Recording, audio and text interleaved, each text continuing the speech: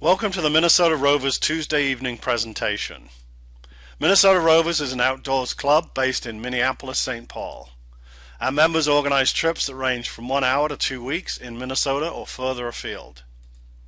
Examples of our activities include hiking, biking, backpacking, skiing, snowshoeing, paddling, and rock climbing.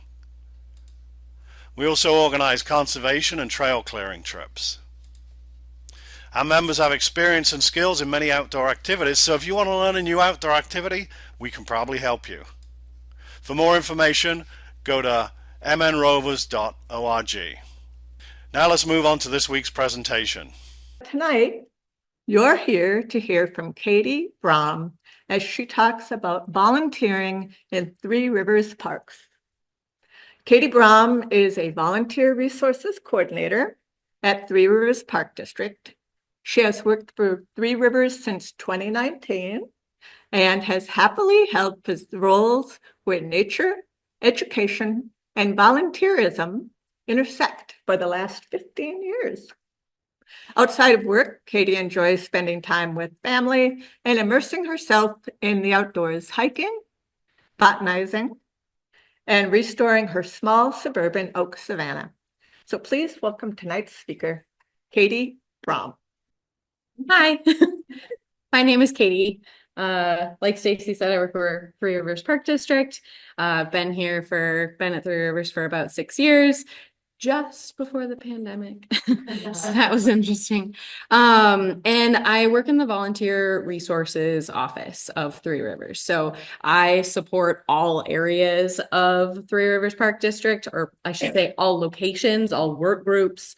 I work with a ton of different staff and a ton of different volunteers. And yeah, I'll just be talking with you about what volunteers do with Three Rivers, and I'm going to keep it relatively high level. So if and when you have questions, please let me know. If it's something that I can address later, if it's something that I am going to have in a future slide, I'll let you know. Otherwise, please feel free to unmute yourself if you're on Zoom and ask your question, or if you're in the room, just raise your hand and we can address it. Okay. So let's start off with just a little bit about Three Rivers Park District. For those of you who are in the room, at least, how many of you have heard of Three Rivers? Okay, vast majority. Great. How many of you could name 2 parks within Three Rivers? Okay. Yeah, it's a good number, but mostly I feel like people associate like one park with Three Rivers, or they don't recognize Three Rivers Park District as a whole. They recognize a specific park. And so I wanted to talk a little bit about who we are, and I have a little video. We are fortunate people living in a land of grace and bounty. Ours is a world-class metropolitan area, a spreading complex of urban and suburban development. But no matter where we live, just down the road, a few minutes away, we have a special place where nature thrives. A place where we can reconnect with the natural beauty of prairies and forests, lakes and wetlands that have attracted people to this area from time beyond memory. We draw energy from our strong connection to the natural world around us, and this connection is nurtured and sustained by Three Rivers Park District. Three Rivers is a gateway to this world, a world that could easily be forgotten in the rush of morning traffic. Fortunately, nature has a home in Three Rivers Park District, a special place for us to relax, hit the reset button, and unwind with friends and family. Three Rivers manages more than 27,000 acres of regional parks, park reserves, and 100 miles of regional trails. Three Rivers is the largest provider of open space in the Twin Cities. In each park reserve, at least 80% of the land is dedicated to restoring and preserving native vegetation and wildlife habitat. Three Rivers plants thousands of trees each year in order to restore wildlife habitat once lost to human encroachment. Forests in Three Rivers sequester 11,000 metric tons of carbon annually, helping to mitigate the impacts of global climate change. In addition to managing woodlands, hundreds of acres of grassland are burned and replanted to restore prairies. And it's not just the habitat that's being restored, but the wildlife as well. The reintroductions of the trumpeter swan and osprey to the Twin Cities are both conservation success stories made possible in large part by the work of Three Rivers Park District.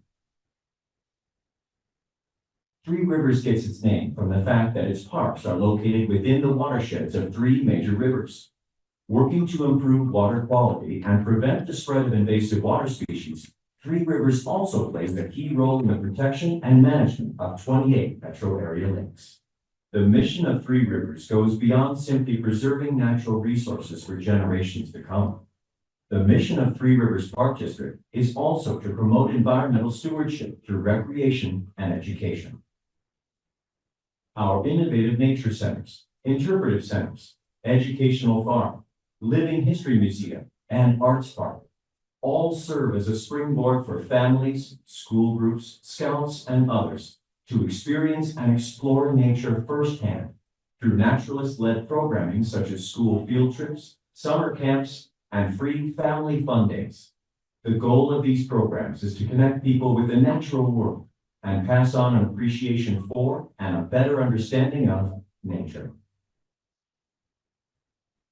But it's important to remember that Three Rivers Parks are about more than nature. They're also about recreation and year-round fun. Three Rivers provides first-class facilities so you can enjoy swimming, boating, paddling, picnicking, camping, archery, golf, skiing, snowboarding, cross-country skiing, and even snow tubing. And our staff of dedicated recreation specialists and instructors are here to teach you the skills necessary for active living. In an effort to encourage everyone to get out and get active, our recreation programs and lessons are designed for all ages, all skill levels, and even all mobility levels. So take a ski lesson, golf lesson, or go on a paddling trip. There's just no excuse not to get outside and get active. The visionary community-minded individuals, philanthropists, and elected officials who came together to establish the Park District wanted to create a special place, a place for future generations, a place for you, your family, your friends and neighbors to explore and connect with nature. They did this by advocating for the creation of a special park district and by donating land for parks and money for facilities. Their vision was realized when the Minnesota State Legislature established Three Rivers Park District as an independent special park district in 1957. Our charge is to acquire, develop, and maintain large park reserves and regional parks and trails for the citizens of Hennepin County, the metro area, and the state. Governed by a board of commissioners, Three Rivers works cooperatively with the Metropolitan Parks and Open Spaces Commission, Metropolitan Council, individual cities, counties, and the state of Minnesota to serve millions of visitors a year. The well-being of individuals, the environment, and our community depends on our continued efforts. We must ensure the legacy of Three Rivers through unending commitment to the mission. The future is in our hands and within us. As a community, let us continue to preserve these treasures as we work to inspire environmental stewardship through education and outdoor recreation for present and future generations.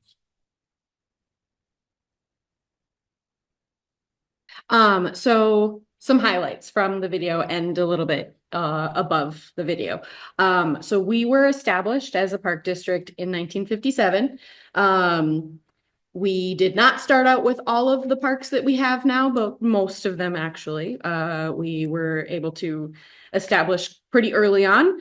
All of the green space here on this map, I know it's kind of hard to see, but all of the green space is property that Three Rivers owns and manages. We have a partnership, there we go, with, can you guys see on Zoom, can you guys see my mouse? Yeah, okay. So we have a partnership with Scott County. So we even have parks down in Scott County. But the vast majority of our parks and our regional trails are within suburban Hennepin County. So it's Hennepin County, not Minneapolis. They have their own parks system.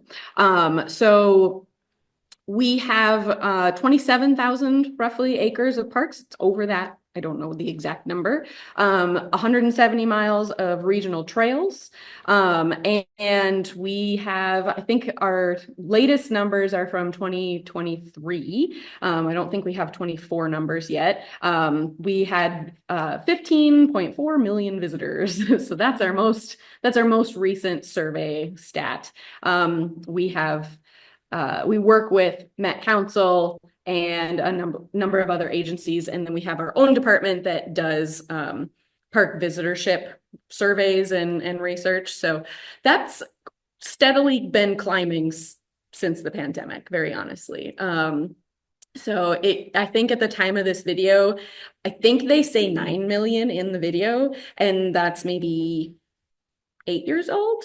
So it's increased quite drastically.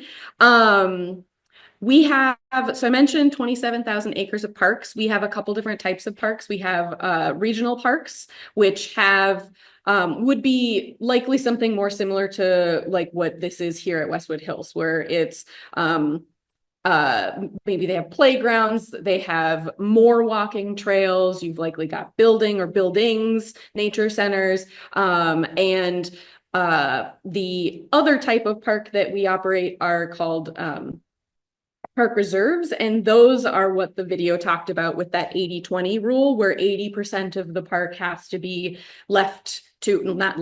managed for natural resources purposes. So it's forest, prairie, wetland, savanna, etc.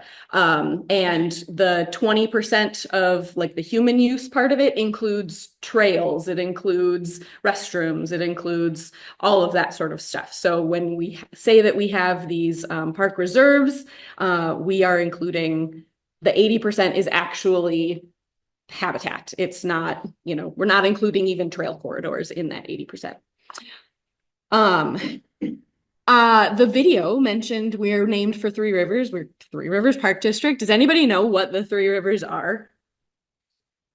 Crow, Mississippi, Minnesota. You got it. So if I'm on here, so the Crow, it borders the northern side. Mississippi roughly borders the eastern side. And then the Minnesota, before our partnership with Scott County, bordered the southern side. We now have that partnership and have space beyond that. But those are the three, I guess you could say those are the three watershed districts, major watershed districts that we operate under. And they're also just a huge reason for this area of Minnesota being what it is. So the three things to call out from our mission are that our goal is to promote environmental stewardship and education, or through education, and in a natural resources-based park system. So it's promoting that stewardship, it's providing education, it's providing recreational opportunities, and having a strong focus on natural resources and the plants and animals that are using this space. I also have a video about the system plan. I'm going to opt out of this. What I will call out is we have a system plan. The current one we have is System Plan 22040. So it's it was put together in 2020, so it's roughly the next 20 years. The thing that I take away the most with my role from the system plan is this visitor experience model, which is part of it, where the people who know about, etc., our parks are somewhere on this kind of spectrum of use. They're not aware of us at all, or our parks, or our programs, etc., all the way up to they're experts. When I think about volunteering and our volunteer programs, we're at that love it, live it, that like somewhere between beginner and expert phase. So we have opportunities for volunteers through that gamut of experience, and we have then goals based off of our system plan for these kinds of folks. So that's all I wanted to say about that. If you have time, I recommend watching that system plan video. It's neat. I might just be biased. Okay, so let's dig into volunteers. So Our volunteers. The Volunteer Resources Office, we started our volunteer program in Three Rivers in 1979. It exploded very quickly within the first 2 years. We were at 200 volunteers. A single year later, we doubled to 400. Just a couple years after that, our volunteer catalog had over 100 opportunities, and I couldn't even count the number of opportunities we have today, very honestly, because there's just so many. So if I consider what we're doing today, what I like to say is we have volunteers in all aspects of Three Rivers. So we have folks that are volunteering individually or as a group, and they may be coming as a more ongoing, regular basis, or they might be coming one time. So in terms of 1 year, 2024, we had little over 42,000 hours total from volunteers for the 1 year. 38,117 hours were from those individual ongoing folks. So really heavy on that type of volunteer. Versus if you look at the construction, like who makes up our volunteers, this green is of number of people is not quite half of the pie chart. But then if you look at the amount of service they're putting in, it is overwhelming. It's amazing. Yeah. Quick math, good job. I have that somewhere. I also have somewhere I have an equivalency of what that would mean in full-time employment. So how many staff would it take hours wise, just hours wise, not talking skill level. I'm not talking their history or anything, just hours wise, how many staff that would take. So that divided by 2080, it's somewhere around, I was going to say 17 or 18 staff. Nice. Thank you for the quick math. So huge benefit to the parks, and you get to do a lot of really cool things. So what are all of these volunteers doing? I'm going to cover high level, the main things that volunteers are doing within the parks. This is definitely where if you have questions about things and you want me to dig further, totally ask. I mean, through the whole program for the presentation, but I think here is where maybe you'd have the most. So volunteers assist with programming. Our programming consists of farm topics. So Gale Woods Farm is an operating farm with both plant side of farming and animal side of farming.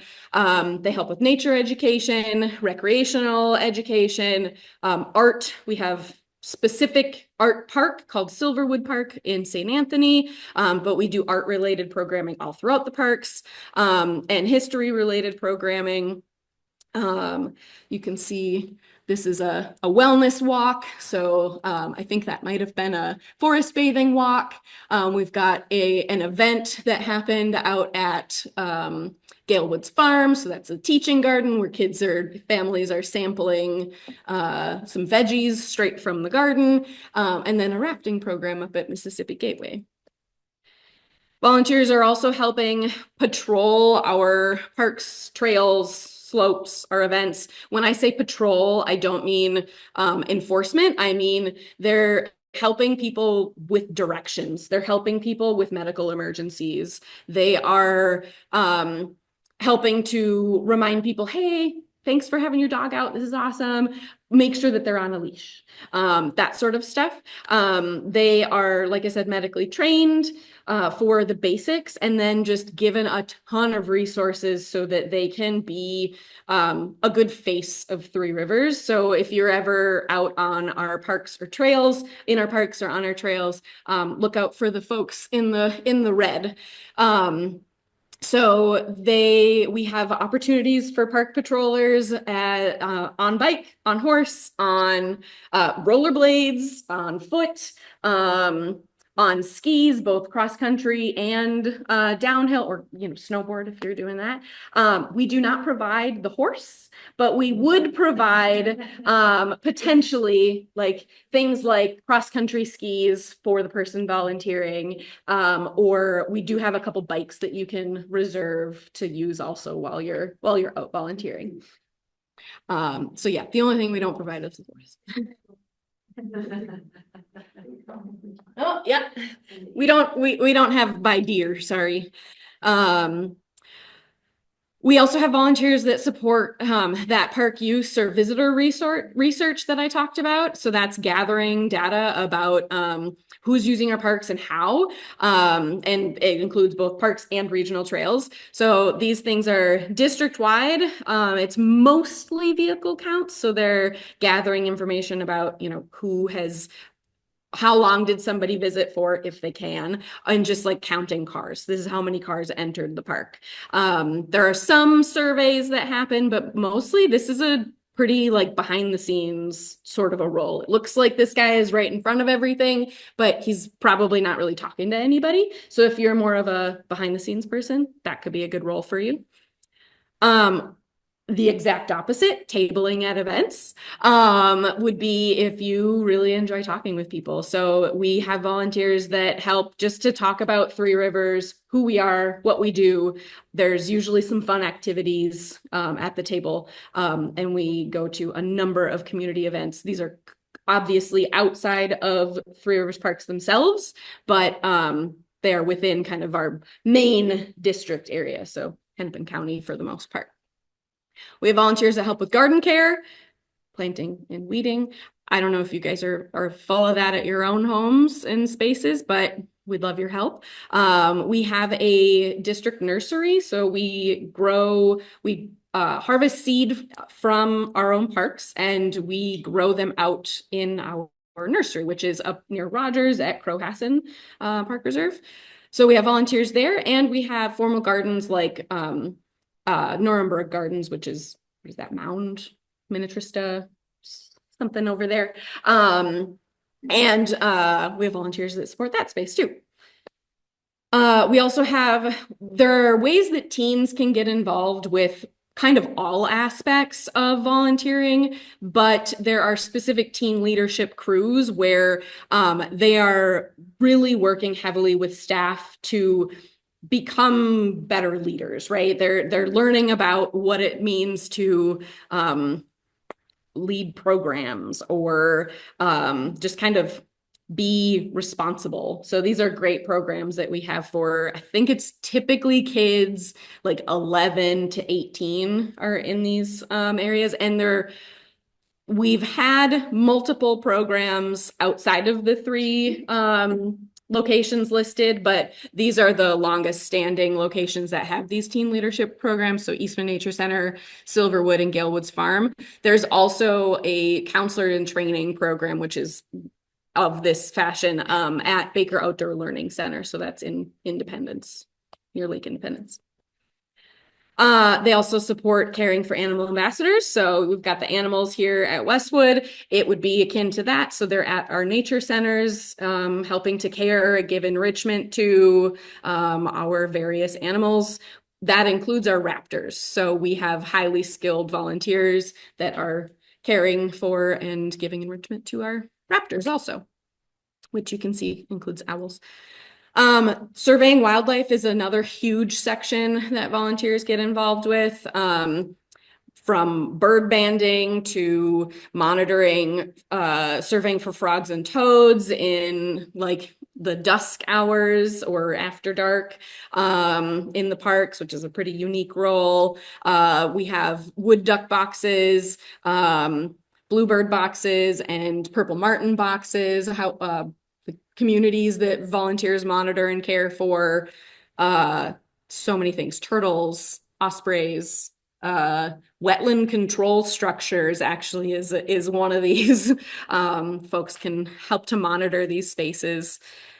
Lots of opportunities for wildlife surveying.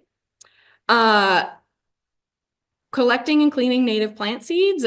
Somebody earlier today was talking about one-time volunteer opportunities. This is a really big area where we have a huge need for. You've done it before? Yeah, it's super fun. Okay, so collecting prairie seeds. Right now it's only prairie seeds that we're collecting, but we're secret. We're hoping to grow to other habitat types, not just prairie. Maybe it's coming.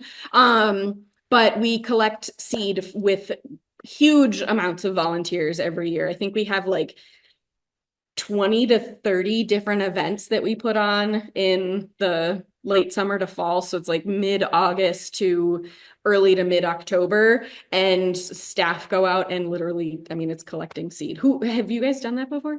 Yeah. It's a blast. You get to go off trail. It's so meditative. You see really amazing things out in the prairie. If you have like stable footing and you're okay with walking on kind of more rough terrain, and you're okay with like potentially running up against large snakes or spiders, that's for you. It's so fun. It's so fun. They've seen hognose snake, which were reintroduced to Crowhassen. They've seen I'm trying to think of more uncommon things. They've run across Blanding's turtles while just walking through the prairie. And then, of course, the awesome birds that you hear overhead, seeing the dragonflies all the time. So anyway, these get posted. I could go on and on because I personally love these events. These get posted to our website, usually in June. Again, they're roughly mid-August to early to mid-October. They're great for groups, but you need to get on top of scheduling. Have you already talked with Angela? Okay. You need to get on top of scheduling like way early because they fill up fast when it comes to groups. But if you want to go with just like yourself or your family, you can sign up online. Sign up process is really easy. This is a really easy, like low-hanging fruit for if you want to do some volunteering on a one-time basis. Other opportunities for short term, this could be more ongoing basis or short term. That one time that I was waiting. Hey, Stacy. Is that you? Yes. Yeah. I knew it was you. It's such a grainy photo. It was hard to tell, but okay. We got Stacy right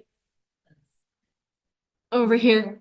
And that might be you in the middle. That's Lisa McIntyre. Gosh, I think that's Lisa McIntyre. Anyway. It's cool. So we have cool photos. We have volunteers that go out into our parks and survey for invasive species, especially the ones that are newer, a little less prevalent. They're not serving for buckthorn, not serving for garlic mustard. Those are everywhere, right? We all know those guys. Things that can pop up and take over pretty quickly, like this guy here is that is the roundleaf bittersweet. So that's the non-native bittersweet plant that just can go nuts. So we have volunteers surveying for those things like Japanese hedge parsley. I'm trying to think of other things that are like high on their list. What was that? Yep. There's some of these things that we have volunteers survey for in the winter or like non-growing season, like roundleaf bittersweet. But others have to be done growing season. But buckthorn is also another thing that we have volunteers help out with. Mostly that is on not a survey for, that is a come and help remove. So like everybody else, we have buckthorn bust days, buckthorn removal days. Those are similar to the prairie seed collection events. They're super easy to sign up for online. They tend to happen at our different nature centers. So usually Richardson Nature Center in Bloomington or Lowry Nature Center in Carver Park, Victoria? Is that Victoria? Tend to have more. Highland occasionally has some like further into the park versus just Richardson Nature Center. But we do have opportunities if you're really gung-ho about invasive plants. We also have volunteers yeah. What's the one that looks like Burdock? Burdock? Yeah, that's not one that we have volunteers supporting because it's less of an invader into like high quality spaces and more of this area is pretty degraded already. So it's a part of other systems. Yeah. But it is not not a great plant to have in your native planting area. We also have volunteers that do photography. So they're helping out at events, or they're just literally walking around the parks and taking photos and providing those to us for use for marketing. Or in the case of in the case of this one, we have a volunteer who formed a relationship with our wildlife staff, and he goes out to Crow-Hassan and has specific targeted stations that he takes super high quality photos of at specific intervals, and he's super regulated in making sure that the photos that he gets out of it are, you couldn't see the difference. How do I say this? Like, they're exactly the same photo, just difference in time, right? Without there having to be like a post. Time lapse. Yeah, but he's leaving and coming back. So that you can put together like a time lapse sort of video or image out of it, which is really neat.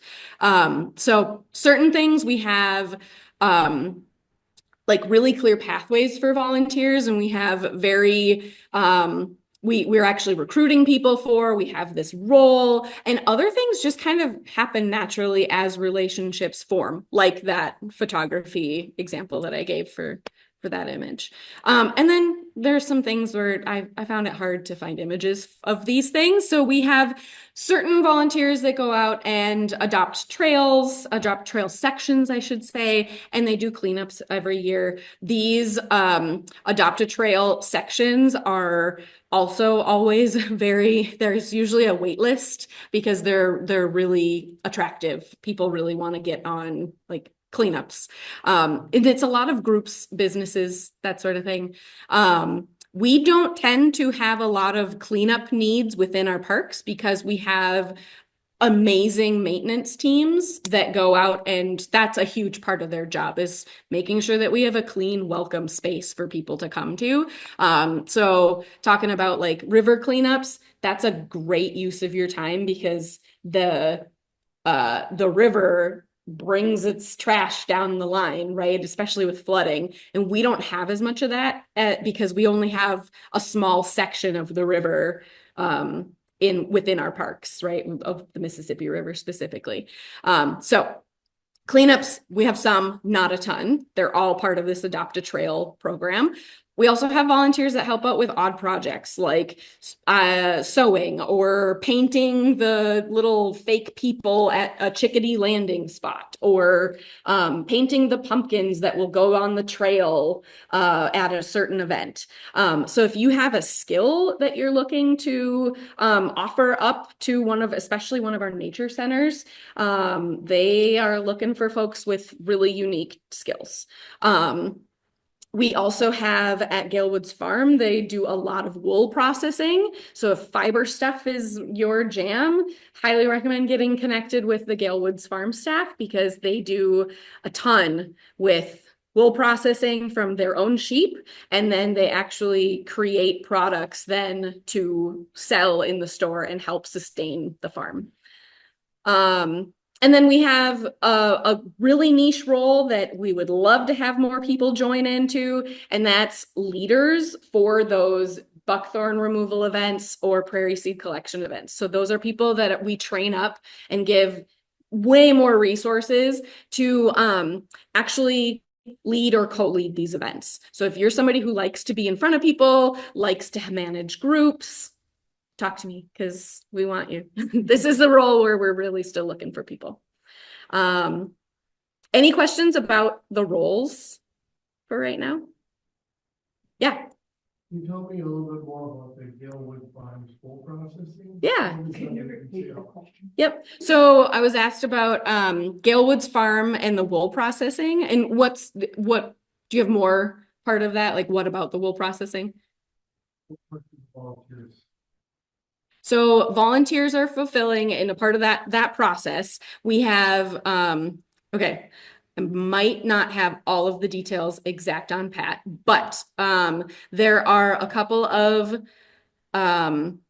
times a year, I think 2 times a year, where they do sheep shearing.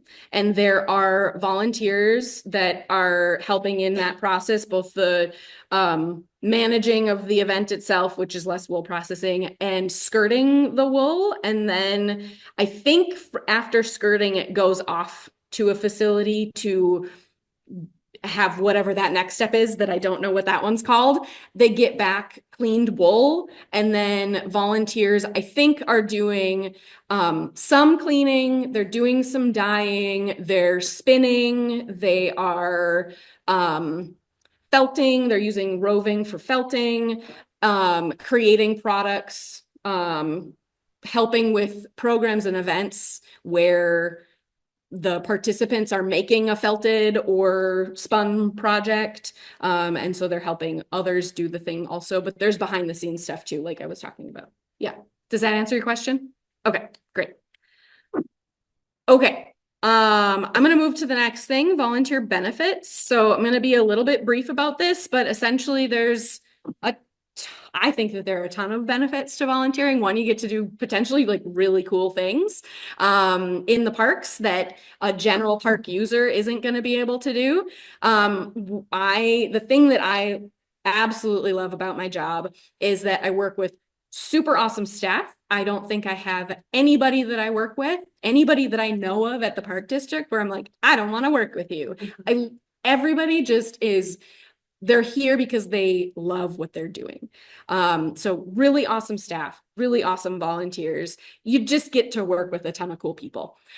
We also offer a number of things specifically as benefits to volunteers. So there are social events, there's specialized training for the role, potentially. We may ask that you come in with certain skill sets or knowledge. We also have ongoing learning opportunities.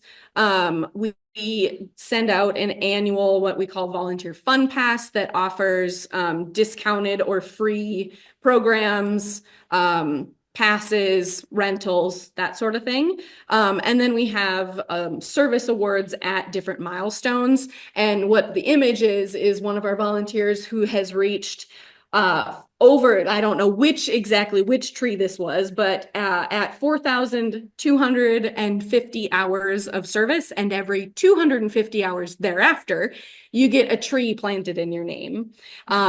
So in the volunteer forest. So that's a benefit also, helping to support reforestation, and you have a tree in your name. The last thing I wanted to say was how to find more info. We have a volunteer webpage on the Three Rivers Parks website. And then I've got a card also if anybody has questions or wants to follow up with anything. So yeah, it's 7:58. I was more on time than I thought I'd be. I didn't think I'd be able to make 30 minutes of content, but I was pretty close. So any questions, in person, Zoom, anything more that you'd like to know about? Yeah. Maybe one question. Yeah. What do people do the most of? Ooh, so what do people do the most of?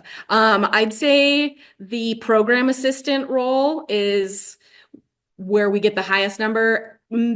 Second, I'd say the top three. I don't know which is highest. I think program assistant is highest, but then ski patrol. So that's that park patrol, medical, and customer service sort of role on our alpine hills. That is really, really high. And then we also have a ton of people supporting wildlife. So lots of humans and lots of hours under those wildlife management projects, ski patrol, and program assistant. Those are top three.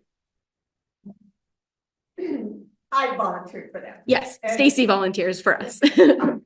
And so I get a catalog in the mail. So if people wanted to see what was available, how could they do that? As a volunteer. As a volunteer, or can they do it just by going on your website? Yep. Can they see that? So there is we have a quarterly newsletter that we send out. So Stacy asked how you would find out more information about like what's coming up. We have a quarterly newsletter that gets sent out by email. You can sign up for that online. And if you're familiar with our emails, it's the same place where you would sign up to, hear the monthly newsletter from Eastman Nature Center, something like that. We also have, I don't know if we're still doing paper mailings for the different programs that you can attend, but it's all of our programs. Like if you want to just join as a member of the public, not for volunteering specifically, there's a huge listing on our website, and I can pull it up. threeriversparks.org, or just Google Three Rivers Parks. If you scroll down, upcoming programs. So if you're just looking for things to do as somebody from the general public, tons of programs, like so many programs. You can scroll down and see more information about each of these, or check out by park. If you go all the way down and click on volunteering, the bottom of the page, this is our volunteer page. And lots of info in here, a lot of stuff about like benefits and things that I've talked about here already. Two places to point you to specifically. One is the sign up for e-newsletters is on this new volunteers page. So there's a spring newsletter that you can see, our most recent newsletter. So that's through June. And then you can subscribe to future newsletters. And then if you go into this volunteer activities by interests page, this has a lot of information about just the different types of volunteer opportunities we have. And in some cases, it goes into a lot more detail that I went into. So this, for example, tells you so much information about what to expect as part of the Prairie Seed Collection events. And then, lots of other areas that people volunteer in. And you can contact me directly. You can contact the volunteer office directly. There's 3 people in my office, and we can all respond. And you can also fill out this inquiry form. So there's lots of ways you can get a hold of us. That's all I got. Thank you, everybody in the room, for coming tonight. Thank you, all the folks that are here on Zoom. Thanks for watching this Minnesota Rovers presentation. If you want to see more, please click on the link to our channel or the subscribe button below. Thank you.